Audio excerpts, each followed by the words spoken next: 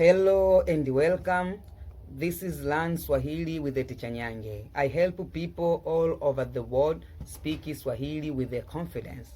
In today's lesson, you will learn useful Swahili that real Tanzanian use every day.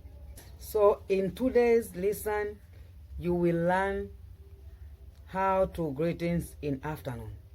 So first, welcome in Africa, actual Tanzania. So when you welcome in Tanzania, we have greetings in afternoon. So every afternoon we say habari ya mchana.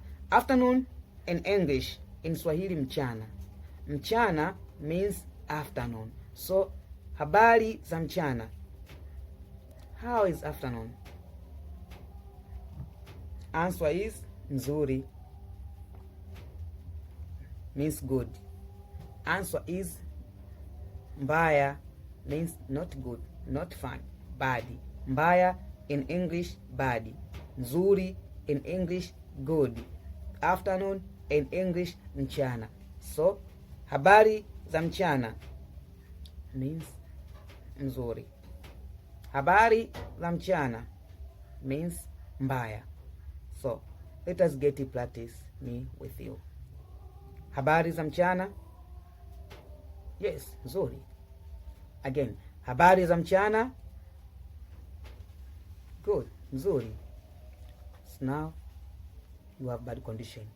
Answer me. Habari za mchana. Yes, mbaya. Again, habari za mchana. Yes, mbaya. Good. So don't forget to tell me you watch this video from which country.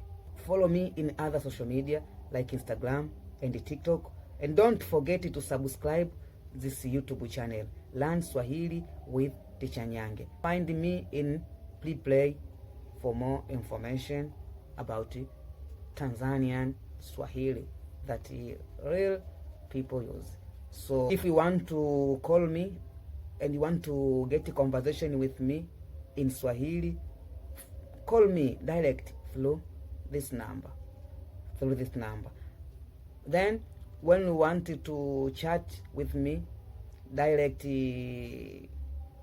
WhatsApp, follow me this number. So this number you can find me in WhatsApp and you can call me direct. We will get conversation me with you in Swahili. I will teach you about Swahili. So my name is Teacher Nyange. This is Learn Swahili with Teacher Nyange. Bye. Kwaheri. In Swahili you say kwaheri. In English, bye. In Swahili, kwaheri.